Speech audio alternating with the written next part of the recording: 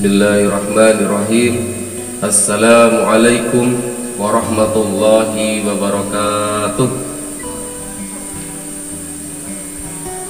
Alhamdulillahi rabbil alamin. Wassalatu wassalamu ala asrafil anbiya'i wal mursalin wa imamil muttaqin wa ala alihi wa man da'a bida'watihi wal tazama bi tariqatihi wa tarasama hudahu wa ja'alal aqidata asasa li fikratihi wal ahkamu syariyah bi qiyasat a'malihi wa masdar ahkamihi. Allah ta'ala fil Qur'anil Karim, a'udzu billahi minasy syaithanir rajim. Bismillahirrahmanirrahim. Man ahsanu qawlan min da'a ilallah wa amilus sholihat wa qala innani minal muslimin. Shadaqallahul adzim, shadaqallahul karim. Alhamdulillah, puji dan syukur marilah kita selalu aturkan kehadiran Allah Subhanahu wa taala, Tuhan pencipta alam semesta, yang dengannya lah kita selalu diberikan kenikmatan yang luar biasa, yang dengan beliaulah, dengan dialah Allah Subhanahu wa taala menurunkan Islam sehingga kemudian kita dalam keadaan iman dan Islam. Salawat dan salam marilah juga kita selalu limpah dan curahkan keharibaan manusia terbaik, junjungan kita Nabi besar Muhammad sallallahu alaihi wasallam, keluarga beliau, sahabat-sahabat beliau, para tabi'in, para tabi'ut tabi'in, para ulama, para penyeru dakwah di jalan Allah hingga yaumil akhir.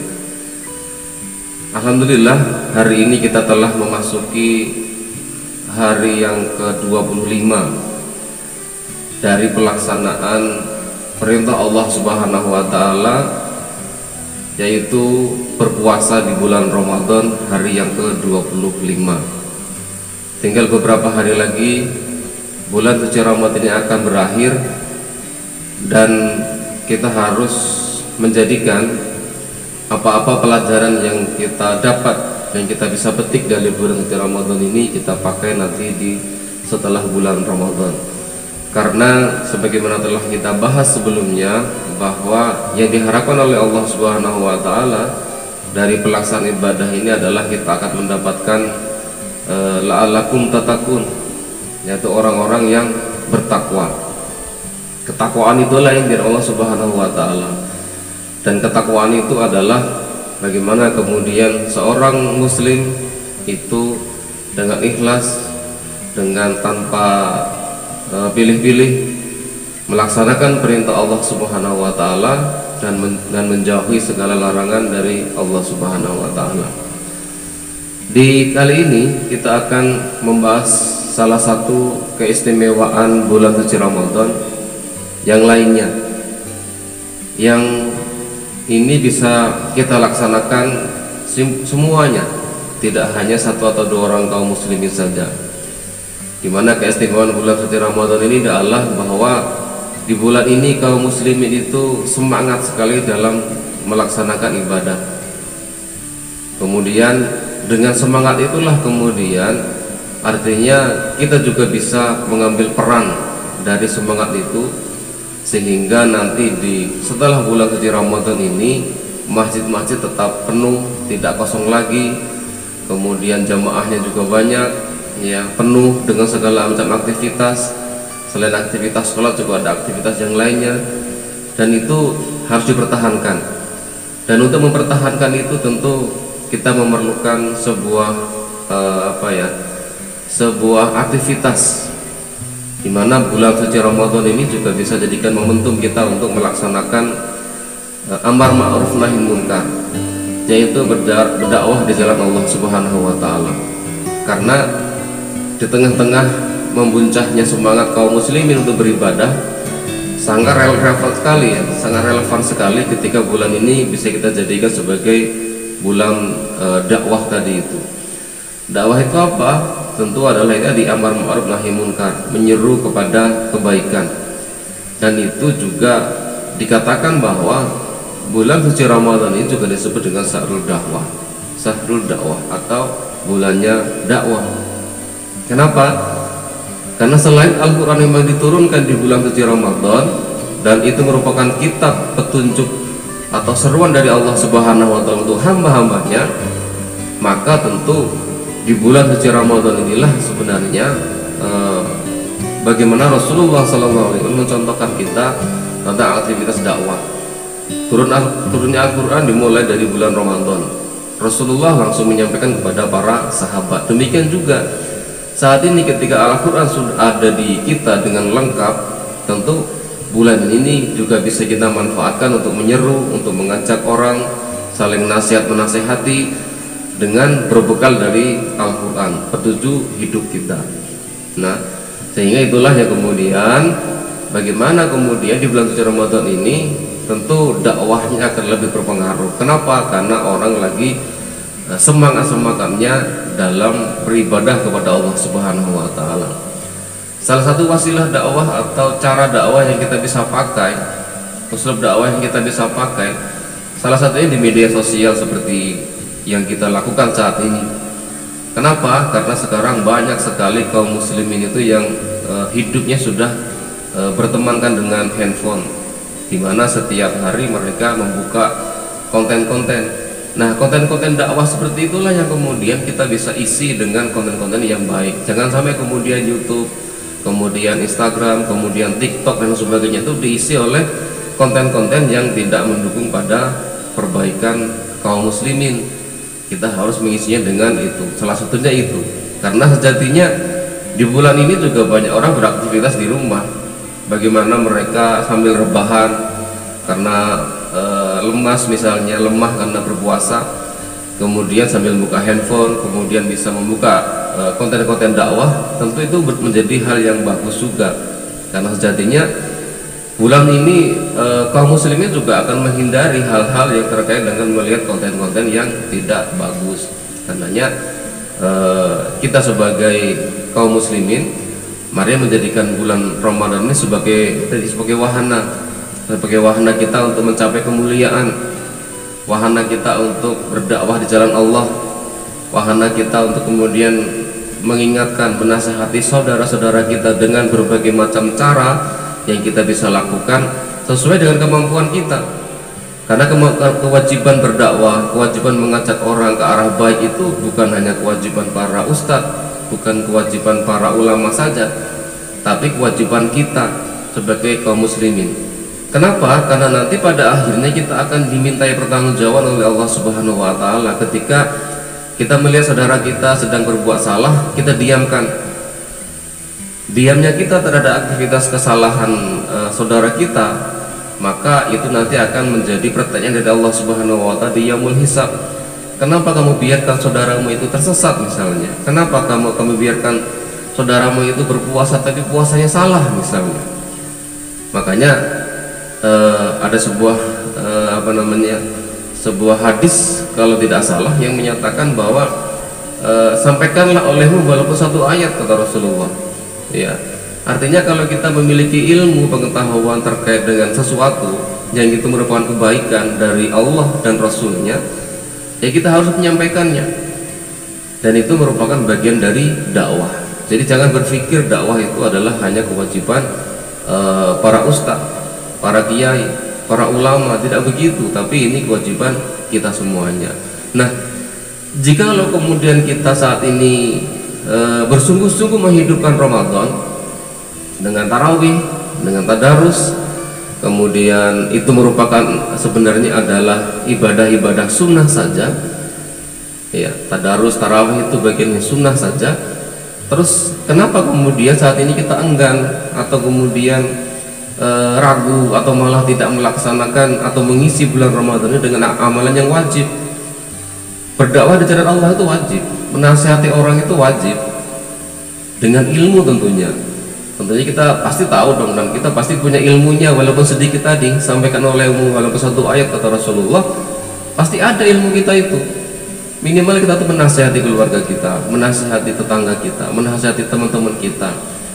kita komen sesuatu yang bagus di media sosial, itu juga bagian dari dakwah. Sehingga itu merupakan jadi amal yang bagus buat kita, amalan-amalan yang kemudian dicintai Allah. Kenapa? Karena itu amalan yang wajib tadi. Dakwah itu wajib, menasihati orang itu wajib. Jadi berdakwah itu tidak hanya wajib bagi para ulama tadi itu. Dan bukanlah kita sudah tahu dan sering-sering didengar bahwa dakwah itu adalah atau orang yang berdakwah itu adalah akan dimuliakan oleh Allah, ya, akan dimuliakan oleh Allah sebagaimana orang-orang yang baik pula. Jadi tidak ada perkataan yang paling baik ya, selain perkataan dalam rangka berdakwah di jalan Allah. Perkataan yang paling baik itu adalah perkataan tadi, perkataan yang di dalam rangka berdakwah, amar ma'ruf nahi munkar, menasihati di dalam jalan dakwah. Siapapun kita, mau besar, mau kecil, mau tua, mau muda, aktivitas itu mulia. Kenapa? Karena ini aktivitas para rasul, para nabi dan rasul. Rasulullah SAW dan para nabi itu mereka giat sekali berdakwah. Bukankah kita sering mendengar mereka melakukan dakwah itu sampai kemudian kayak Rasulullah sampai dilempari segala, ya, sampai dihinakan, dilempari dengan kotoran dan sebagainya, dilempari dengan batu sampai berdarah-darah. Itu kena aktivitas tadi dakwah, dan itu merupakan contoh. Rasulullah itu tidak hanya sholat sunnah di masjid, nggak begitu, tapi aktivitasnya juga aktivitas menyampaikan dakwah, menyampaikan, mengajak pada orang. Kenapa kok gila kita selama ini kok cuma ngambil ibadah-ibadah yang ritual aja, coba sholat, memang Rasulullah mencontohkan sholat sunnah, tadarus, tarawih, tapi kenapa kemudian aktivitas dakwah Rasulullah SAW yaitu berdakwah kok kita nggak ikutin? Ayolah siapapun kita, marilah kita sama-sama ya memperbaiki diri kita dan bisa tadi melihat atau memilih aktivitas yang wajib tadi kita laksanakan, jangan sampai tidak melaksanakannya. Allah Subhanahu wa ta'ala berfirman dalam surat Al-Fussilat ayat 33 tadi yang sudah kami bacakan. Wa ma'asanu qala min da'a ila Allah wa amilus solihah wa qala innani minal muslimin, kata Allah. Dan siapakah yang lebih baik perkataannya daripada orang-orang yang menyeru kepada Allah dan mengerjakan kebajikan dan berkata, sungguh aku termasuk orang-orang muslim yang berserah diri. Surat Al-Fussilat ayat 33. Allah sendiri yang mengatakan ini. Siapakah yang lebih dari perkataannya daripada orang-orang yang menyeru kepada Allah dan mengerjakan kebajikan, ya, artinya menyeru kepada Allah, menyeru kepada Islam, menyeru kepada kebaikan, itu adalah perkataan yang baik, lebih baik bahkan, kata Allah. Nah, dalam hal itu di dalam kitab Ad-Da'wah Al-Islam karangan Syekh Ahmad Mahmud jelaskan bahwa urgensi dakwah dalam kehidupan kaum muslimin itu begini, tidak akan tergambar, kata beliau, tidak akan tergambar eksistensi Islam yang berpengaruh tanpa dakwah, ya, tidak akan tergambar eksistensi Islam, keberadaan Islam yang berpengaruh tanpa dakwah. Tidak akan tergambar kesucian Islam pada jiwa kaum muslimin tanpa dakwah yang mensucikannya dari berbagai macam kotoran, kufur dan penyimpangan. Sehingga ini aktivitas penting, ya. Bahkan beliau cuma mengatakan tidak akan tergambar tegaknya Islam tanpa dakwah yang akan menegakkannya. Tidak akan tergambar atau terbayang penyebaran Islam tanpa dakwah. Artinya apa? Tanpa dakwah itu kita nggak tahu apa-apa. Kaum muslimin tidak tahu apa-apa. Jangan kita berpikiran ya tadi sekali lagi ini hanya kewajiban para ustadz, para kiai, para ulama. Tidak begitu. Bagaimana mungkin dulu Islam itu akan sampai ke Indonesia kalau tidak ada dakwah? Makanya kenapa para wali songo itu ya sampai hadir ke Indonesia, ya karena mereka begitu mengamalkan ini bahwa dakwah itu wajib, dan mereka benar jauh-jauh dari Timur Tengah sana diutus oleh khalifah untuk kemudian dakwah di Indonesia, sehingga kita sekarang berislam. Agama kita Islam gara-gara mereka. Makanya tanpa tadi ya, tanpa tidak akan tergambar ya. Islam itu tanpa dakwah itu tidak akan tergambar. Kita tidak tahu apa-apa tanpa dakwah tadi itu. Sehingga kalau ada orang di sekitar kita tidak tahu apa-apa tentang Islam, itu salah kita. Karena kita tahu gitu. Termasuk tanpa dakwah, kata Syekh Ahmad Mahmud tadi, agama itu tidak akan kuat dan tidak akan tersebar. Dengan dakwah, Islam itu akan kembali jaya dan kuat sebagaimana yang sudah terjadi pada masa lalu. Kenapa? Dulu pada masa lalu itu Islam tersebar ke seluruh penjuru dunia, dan itu kan membutuhkan dakwah. Sekarang kita kaum muslimin itu lemah dalam pemahaman Islam. Banyak sekali kita tidak tahu apa-apa tentang Islam. Makanya ayolah kemudian kita mengajak orang berdakwah. Kalau kemudian kita belum punya ilmunya, ya belajar, ngaji lagi. Ngaji itu tidak ada kemudian, atau belajar Islam itu tidak hanya kemudian kebutuhan para yang muda-muda, yang tua-tua juga kita nih harusnya belajar supaya hidup kita itu sesuai dengan Islam dan kita bisa mengajak orang lain juga untuk dalam hal kebaikan. Gitu ya. Jadi dan ini memang amalan Rasul. Sekali lagi, kalau kita baca sirah dakwah Rasulullah SAW, terlihat sekali hampir semua aktivitas beliau itu aktivitas dakwah, semuanya, baik dalam kehidupan sehari-hari, baik dalam kehidupan keluarganya, karena beliau adalah contoh kita, beliau adalah suri toladan kita. Makanya kita contoh beliau, dan beliau itu tidak hanya sibuk dengan aktivitas dunia, tapi juga dengan aktivitas dakwah yang begitu luar biasa. Dan karena beliaulah sekarang kita juga berislam, dan karena para sahabatlah kemudian kita juga masuk Islam, dan para wali-wali yang datang ke Indonesia itu juga gara-gara mereka, dan itu aktivitasnya dakwah ya.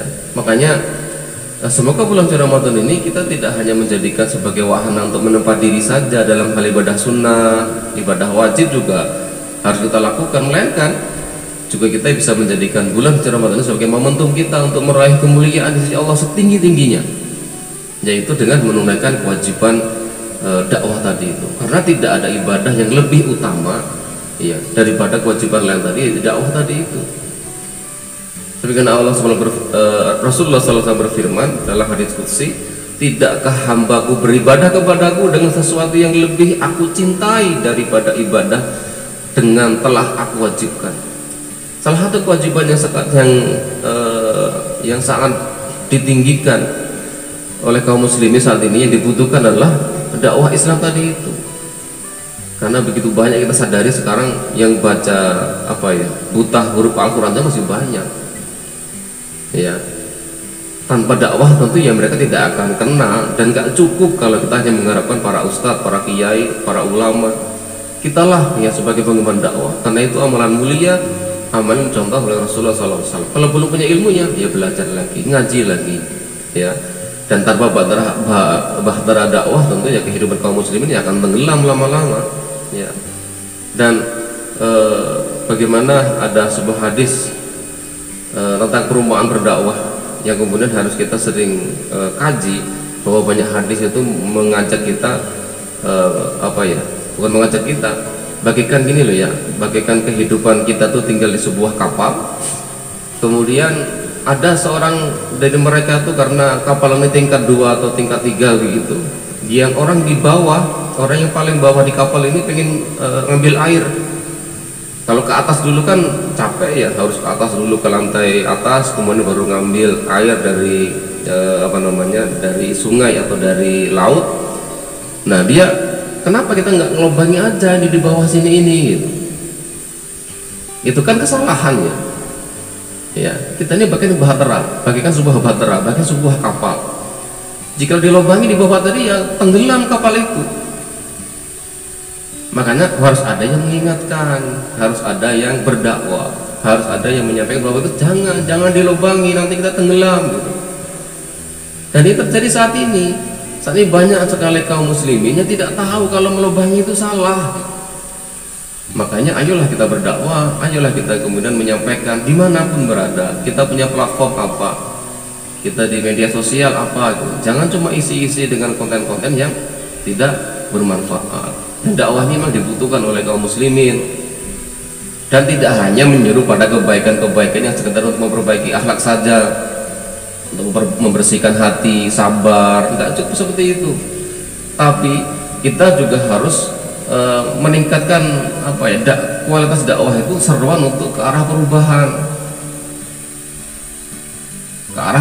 untuk menyelesaikan berbagai macam problematika umat. Biasanya kemiskinan, yang akhirnya karena kemiskinan itu kemudian orang nggak sibuk pada dunia, masalah moral dan sebagainya, masalah kesusilaan sebagainya, masalah remaja, banyak sekali.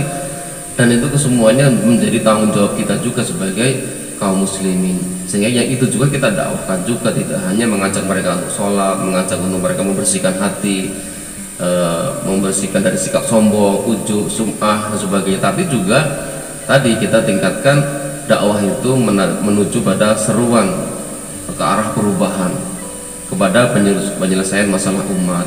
Dan masalah umat saat ini kan begitu banyak sekali, dari semua sendi kehidupan kita ini bermasalah.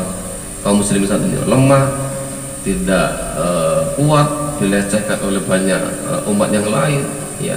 Makanya kita harus dakwah juga ke seluruh elemen kehidupan, supaya kemudian umat juga tahu indahnya ekonomi Islam, indahnya pendidikan Islam, indahnya sistem pidana Islam, dan lain sebagainya, yang kesemua itu nanti pada akhirnya bangga dengan Islam, kemudian menuntut, kemudian bersama-sama bersepakat bersama untuk kemudian menerapkan Islam secara kafah di dalam kehidupan kita. Itulah dakwah yang perlu dilakukan saat ini.